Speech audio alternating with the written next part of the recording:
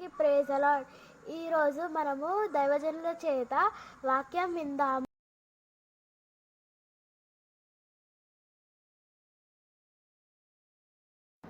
Praise the lord. ప్రభువైన యేసుక్రీస్తునామములో మీ అందరికీ వందనాలు. పరిశుద్ధ గ్రంథంలో ఉన్నటువంటి యోహాను సువార్త 19వ అధ్యాయము 19వ వచనంలో ఈ రీతిగా రాయబడింది. మరియు పిలాతు యూదుల రాజైన నజరేయుడగు యేసు అను పై విలాసం రాయించి శిలువ మీద పెట్టించెను. ఈ యొక్క విలాసము హీబ్రీ భాషలోను మరియు గ్రీక్ భాషలోను రోమా భాషలోను రాయించి పెట్టాడు. అంతే రీతిగా మత్తయి సువార్త 27వ అధ్యాయం 17వ వచనంలోను మరియు మార్కు సువార్త 15వ అధ్యాయం 26వ వచనంలో కూడా రాయబడింది. యేసుక్రీస్తు ప్రభు వారు యూదుడు. అయితే తూర్పు దేశపు జ్ఞానులు కూడా యూదుల రాజుగా పుట్టినవాడు ఎక్కడున్నాడు, మేము ఆయనను పూజింపవచ్చితిమని హేరోదు రాజుతో చెప్పారు. అదే రీతిగా పిలాతు కూడా నువ్వు యూదుల రాజువా అని అడిగాడు.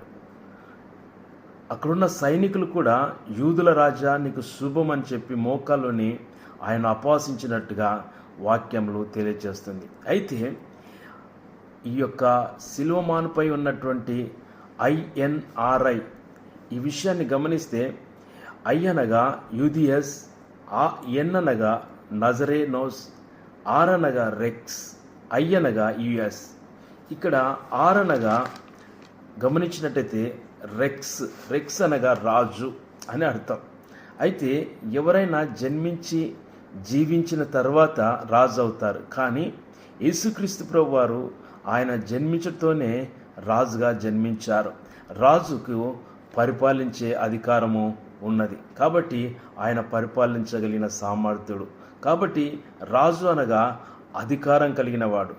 పాపం క్షమించుటకు భూమి మీద మనుష్య కుమారునికి సర్వాధికారం ఇవ్వబడినదని వాక్యములు తెలియజేస్తున్నది. దయ్యముల పైన అధికారం కలిగిన వ్యక్తి, రోగములు స్వస్థపరిచే విషయంలో అధికారం కలిగిన దేవుడు. అదే రీతిగా చనిపోయిన వారిని తిరిగి లేపే అధికారం కలిగిన యేసుక్రీస్తు వారు. కాబట్టి యేసుక్రీస్తు వారు ఆయన రాజుగా జన్మించారు. ఆయన రాజుగానే శిలువ పైన మరణించాడు. ఆయన రాజుగానే తిరిగి లేచాడు. ఆయన రాజుగానే రానయ్యున్నాడు. ఆయన రాజులకు రాజు, ప్రభులకు ప్రభు. యేసు ప్రభు వారు త్వరలో రానయ్యున్నాడు. God bless you. Praise the lord.